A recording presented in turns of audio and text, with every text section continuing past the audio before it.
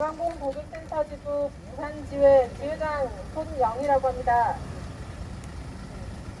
5년 전만 해도 공단은 보급센터 직원을 협력사로 같은 일을 함께하는 동료라는 인식을 심어주기 위해서 지역 본부장님이 지사 직원을 독려하시고 상담사들을 격려해 주셨던 모습이 기억이 납니다.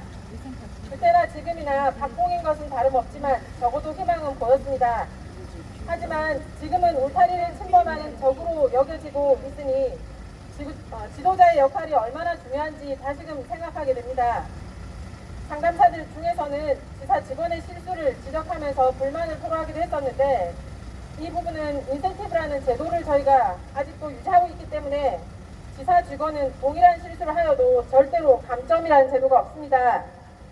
개인의 역량 차이가 있다고 하는데 개인의 역량 차이는 지사 직원만 있는 것이고 상담사는 개인의 역량 차이를 인정받지 못하고 있습니다. 정규직과 비정규직이라는 부분에서 받게 되는 불합리한 부분이라고 생각을 하면서 얼토당토 않게 저희들은 지사 직원을 원망하게 되고 있었습니다.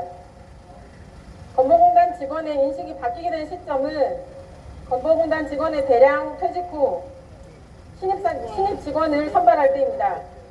공단 노조에서도 이렇게 되리라 생각 못했을 것이고 저희도 이럴 줄 알았다면 진작 보길센터 노조를 만들었어야 하기 때문에 누구의 잘못도 아니라고 생각합니다. 이제는 예전처럼 협력관계라는 점을 다시 한번 인지시켜서 함께 가야 할 때라고 생각을 합니다. 더 이상 보길센터 없는 건강보험공단은 생각할 수 없습니다. 공단 업무 대부분을 전화와 인터넷 등으로 처리하는 이 시대에 서로 다른 일을 한다는 말만으로 더 이상 보길센터를 분리할 수 없다고 생각합니다. 저희를 실적을 올리는 수단으로만 생각하지 말고 상담사를 소모품으로만 생각하지 말았으면 좋겠습니다. 같은 일을 함께 하는데도 불구하고 정규직과 비정규직이라는 차이를 너무 과도하게 들이대니 일의 보람보다는 마음의 상처가 더 커지고 있습니다.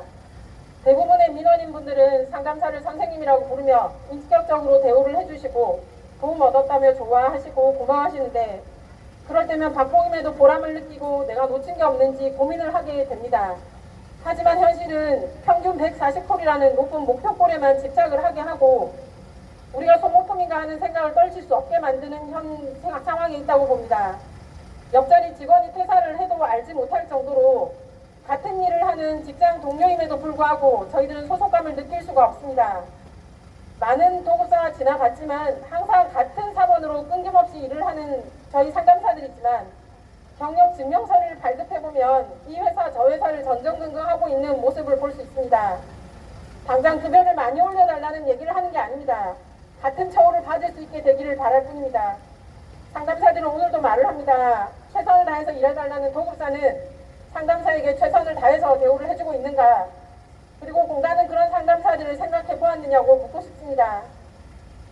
보길센터 상담사들의 직고용은 단순히 상담사의 문제가 아닙니다. 우리에게 전화 주시는 민원인들에게도 정확한 정보와 충분한 상담 서비스 제공을 위한 문제이기도 하고 이 부분을 고용의 관점으로만 보지 말고 대국민 서비스에 대한 건강보험공단의 방침이 옳은지 고려를 해봐야 될 시점이라고 생각을 합니다.